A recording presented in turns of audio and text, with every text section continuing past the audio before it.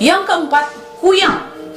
Banyak kali Wak Kalimantan di sini request pengen aku bahas soal kuyang. Ini aku bahas sedikit ya Wak ya. Menurut cerita orang Kalimantan mengatakan bahwa kuyang ini memiliki wujud yang sangat mengerikan. Saking ngerinya Wak ya, nggak ada orang yang berani ngelihat dia beberapa detik aja, nggak ada. Nggak cuma terkenal dengan bentuk yang sangat ngeri Wak. Kenapa ngeri? Bentuknya ini aneh. Udah aneh, ngeri, seram. Nggak cuma terkenal karena bentuknya yang ngeri aja Wak. Kuyang ini dipercaya juga dapat mencelakai manusia. Seperti yang kita tahu juga, banyak sekali berita yang sering muncul soal makhluk ini yang dikabarkan bergentayangan dan meneror manusia. Yang sempat geger tuh loh Wak, video akhir-akhir ini. Heboh satu kampung itu. Sama juga Wak, banyak yang bilang kalau kuyang ini cuma mitos. Tapi banyak juga saksi mata yang mengatakan bahwa pernah melihat si kuyang ini. Dan memang dipercaya dari banyaknya jenis hantu yang ada di Indonesia, kuyang inilah yang wujudnya sangat mengerikan. Karena gitu Wak, wujud fisiknya ini nggak cuma kayak berbentuk manusia, nggak kecil, nggak panjang, nggak lebar,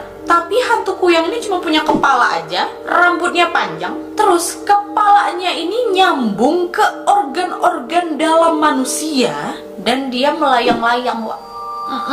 Kartunnya aja seram. Dan memang ciri khas dari kuyang ini, wujud kepalanya adalah seorang wanita yang berambut panjang. Dan juga ciri fisik lain dari kuyang ini, dia memiliki taring, yang katanya taring ini digunakan untuk menghisap darah manusia. Nggak cuma fisik aja yang mengerikan Wak, kelebihannya pun mengerikan. Salah satunya adalah kemampuannya untuk terbang. Jadi memang Wak, hantu kuyang ini nggak cuma berdiri aja, nggak ngesot, melayang. Terbang, bahkan terbang itu sangat cepat. Nggak cuma melayang-layang dengan cepat aja Wak, konon juga katanya nih ya namanya juga hantu, dia ini bisa muncul dan hilang tiba-tiba. Pernah juga tuh ada berita tentang si kuyang ini yang dikejar-kejar sama warga, terus udah capek-capek warga itu kejar, hilang deh tiba-tiba. Ngapain kok kejar? Setan, udah tahu itu setan, dikejar, ya dia bisa hilang. Dan memang munculnya kuyang ini tidak hanya sekedar menakut-nakuti manusia, melainkan memang betul-betul mencari mangsa. Dan juga menurut kepercayaan setempat, kuyang ini tidak memangsa semua orang, tapi dia hanya berburu wanita hamil dan juga wanita yang memiliki anak-anak balita. Tapi kenapa alasan si kuyang ini mengincar wanita hamil atau balita tidak diketahui Wak. Namun dipastikan makhluk ini selalu mengejar korbannya karena menginginkan darah. Menurutku kenapa dia tuh mengincar wanita hamil dan anak-anak? Karena lemah. Wanita hamil nggak bisa berlari, anak-anak ketakutan, nggak bisa ngapa-ngapain. Makanya kayak dia mengincar yang lemah tuh. Kalau bapak-bapak dia yang cari, banting lah bapak-bapak itu ya kan.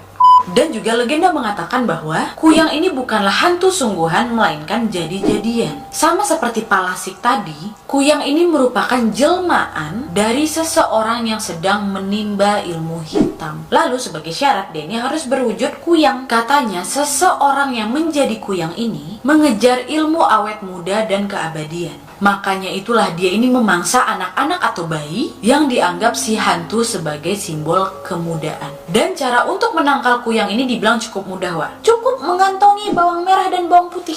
Karena apa? Si kuyang ini benci kali sama bawang merah bawang putih. Jadi supaya kalian aman, itulah kantongilah itu bawang merah bawang putih Wak. Udahnya bawa bawang, dipikir bawa ketek awak ya kan? Padahal bawa penangkal.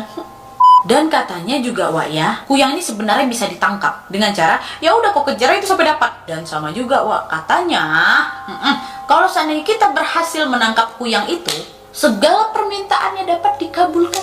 Tapi wallahu alam benar apa tidak sudah menjadi rahasia umum di Kalimantan sana. Mungkin ada wawak-wawak orang Kalimantan, bisa juga komen di bawah Wak ya. Pernah apa enggak nih kalian atau mungkin kalian yang pernah dihisap sama dia? Kalau pernah Wak, kasih tahu di bawah, ceritakan, aku mau dengar.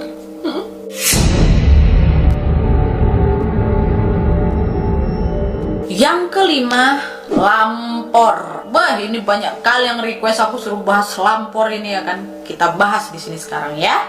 Nah, jadi Wak, katanya orang-orang zaman dulu itu sudah sangat familiar dengan hantu lampor. Dan memang hantu lampor ini diduga awalnya itu berasal dari Temanggung. Dan juga lampor ini merupakan salah satu jenis setan yang dipercaya bisa membawa maut. Mengenai wujud lampor sendiri, masyarakat memiliki kepercayaan yang berbeda-beda. Beberapa menyebut bahwa lampor ini merupakan bola api, bola arwah. Ada juga yang mengatakan bahwa setan pembawa keranda terbang, dan juga terkadang dia ini muncul sebagai rombongan prajurit Jawa zaman dahulu. Dan di daerah Jawa Timur sendiri, lampor ini dipercaya berwujud pocong yang bisa membunuh membunuh manusia dalam keadaan tidur.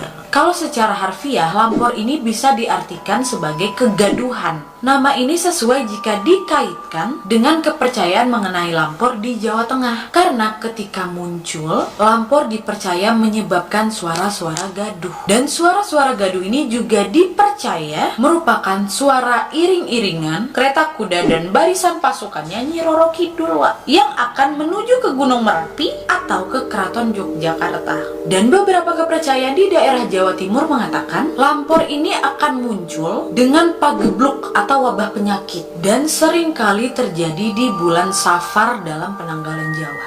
Kayak tadi, Wak, lampor ini dipercaya dapat membunuh orang yang lagi tidur. Mereka yang didatangi oleh lampor di malam hari akan dicekik atau dibawa menggunakan keranda terbang tadi. Dan katanya kalau betulan itu kejadian, Wak, mereka yang diangkutnya ya udah mati seketika. Tapi juga lampor ini ternyata memiliki kelemahan. Dipercaya kalau hantu lampor ini nggak bisa jongkok atau duduk, Wak. Sehingga para korbannya ini seringkali didatangi oleh mereka yang sedang tidur di atas kasur. Nah, supaya bisa menghindar dari terornya si lampor, masyarakat itu tidur di bawah dipan, di bawah ranjangnya tuh, atau tidur di lantai. Dengan begitu lampor tuh nggak bisa nyekek dia, nggak bisa nangkap mereka. Dan memang isu dari setan lampor ini sudah marak terjadi di tahun 1960-an lalu. Tapi lambat laun menghilang, Wak. Sama, aku pun nggak bakal ngeh kalau kalian nggak bilang. Dan tapi memang katanya kemungkinan mitos soal lampor ini muncul karena banyaknya wabah penyakit di masa itu yang menyebabkan banyak orang meninggal. Tapi ya udah, wallahu alam. Ada apa enggak orang-orang Temanggung di sini? Apa kisah lainnya soal lampor? Boleh komen di bawah ya, Wak.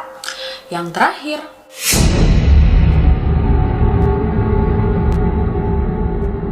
terakhir, Takau dan Anak Sima. Untuk jenis hantu kali ini kita ambil dari kota Banjar, Kalimantan Selatan, di mana sebuah daerah yang memang sudah sangat kental dengan aroma mistisnya. Dan memang banyak masyarakat di sana masih percaya dengan kisah-kisah leluhur, salah satunya ya ini, legenda Anak Sima dan Takau. Konon, Wak, Anak Sima ini merupakan makhluk setengah manusia dan setengah astral. Dan sosok ini merupakan sosok jadi-jadian yang sangat suka memakan jantung manusia. Asal-usul Anak Sima ini berasal dari ratusan tahun yang lalu ketika seorang perempuan membuang anaknya di hutan. Perempuan ini membuang anaknya karena dia ini malu karena anaknya ini merupakan hasil dari hubungan gelapnya. Nah, udah ditinggal sama mama di hutan itu, si bayi ini nggak meninggal, Wak. Dia dipelihara oleh seorang siluman Takau. Nah, si siluman Takau ini adalah sosok astral yang terkuat di tanah Banjar. Setelah dipelihara oleh si Takau, Takau ini begitu menyayangi si Anak Sima. Dia ini rela melakukan apa saja untuk melindungi Anak Sima ini. Dia akan menuruti semua keinginannya, hingga dia pun mewariskan sebagian kekuatannya ini kepada si Anak Sima. Dan dalam asuhan siluman Takau, Anak Sima ini diberi makan jantung manusia. Sehingga Anak Sima ini selalu menginginkan jantung manusia yang masih hidup. Dan sejak saat itulah legenda Takau dan Anak Sima ini mulai bermunculan, Wak. Anak Sima ini suka menjerat korbannya dengan cara memancing dengan suara menangis sampai akhirnya dijebak dan akhirnya dimakanlah itu jantung manusianya, Wak, dari punggung. Konon ya, katanya dulu itu ada seorang perempuan tua yang sudah menjadi korbannya si Anak Sima ini. Pada suatu hari si perempuan tua ini lagi masuk ke hutan, lagi cari kayu bakar. Terus dia ada dengar suara tangisan bayi ini. Namanya lah ibu-ibu ya kan, Wak. Dengar suara bayi tengah hutan, ya dicari sama dia. Dicari lah itu sumber suara itu kan. Dahnya kaget dia, Wak. Dia menemukan ada sesosok bayi dalam keadaan yang memprihatinkan. Awalnya perempuan itu tuh juga nggak berani ngedekatin sosok bayi tadi, nggak berani mendekat. Dahnya si Anak Sima ini dipancingnya lagi, Wak, nggak nangis. Dipanggilnya ibu-ibu tadi dengan kata Uma, yang berarti ibu. Ya udahlah, luluhlah perempuan tua ini, diangkutnya lah anak itu, digendong nih sama dia. Dia pun berencana ingin membawa si Anak Sima yang dalam gendongannya ini untuk pulang dan mau dijadikannya anak dia, Wak. Dan di tengah perjalanan, si perempuan tua ini merasakan ada yang aneh nih. Semakin lama punggungnya ini terasa semakin berat, mati rasa dan perih. Waktu dia tengok ke belakang, Wak, kaget dia tengok anak yang lagi di dalam gendongannya tadi, Anak Sima tadi, lagi memakan daging punggungnya sedikit demi sedikit sampai berlubang dan sambil apa? Sambil narik paksa jantungnya. Seram! Oke Wak, jadi itu tadi beberapa jenis-jenis hantu anti mainstream yang tersebar di Indonesia. Gimana menurut kalian? Aku yakin pasti di antara kalian ada yang tinggal di daerah-daerah yang aku sebutkan tadi, dan pasti juga beberapa ada yang mengenal jenis-jenis hantu yang sudah aku sebutkan tadi. Ada nggak di antara kalian yang sudah pernah lihat atau mungkin keluarga, kerabat, teman kalian punya pengalaman pribadi soal hantu-hantu tadi? Bisa banget komen di bawah. Tolong komen di bawah soal pengalaman-pengalaman kalian atau info tambahan. Aku mau baca karena aku tertarik kali dengan hal-hal kayak gitu ya kan. Mungkin ada beberapa di antara kalian yang nanya, Wak, kok wujud setan itu di beberapa tempat berbeda-beda nih Wak? Karena wujud setan yang dikenal dan dilihat oleh masyarakat adalah wujud lain dan tipuan mereka terhadap manusia, Wak. Supaya apa? Supaya manusia takut sama dia. Dan mereka ini tidak mampu mewujudkan wujud aslinya karena memang di sini bukan dunianya. Setan-setan ini mampu berwujud sosok yang terlanjur dikenal sebagai setan, baik wujud manusia atau wujud hewan. Itulah yang biasanya dilihat oleh manusia. Itulah kenapa memang tipuan ini semakin terlihat ketika kalau kita teliti bahwa memang wujud-wujud setan yang kita kenal memiliki khas kedaerahan. Kayak pocong, wewe gombel, suster ngesot, kuntilanak, begu ganjang, apapun itulah cuman ada di Indonesia. Sementara zombie, Dracula, vampir nggak ada di sini, di Amerika. Kalau di Mesir apa? Mumi. Kita nggak akan bisa nemuin mumi di Indonesia, sama juga kita nggak bakal nemuin pocong di Amerika. Jadi gitu, Wak, memang setan-setan ini akan mewujudkan dirinya sesuai dengan wujud-wujud yang memang sudah dikenal oleh manusia. Jadi dibanding pusing dia harus memikirkan bentuk, dia cari aja nih, oh wujud apa ya yang terkenal di tempat itu.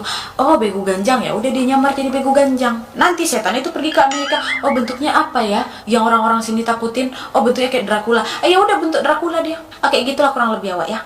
Oke Wak, jadi mungkin sekian dulu videonya. Terima kasih yang sudah menonton. Kalau kalian suka video ini, klik like-nya. Jangan lupa komen di bawah untuk ide dan saran-saran untuk video selanjutnya. Jangan lupa nyalain notifikasinya supaya kalian tahu kalau aku upload video baru. And as always, jangan lupa untuk klik tombol subscribe supaya kalian sama-sama tahu informasi menarik dan menegangkan dari channel aku. See you next video, Wak. Bye!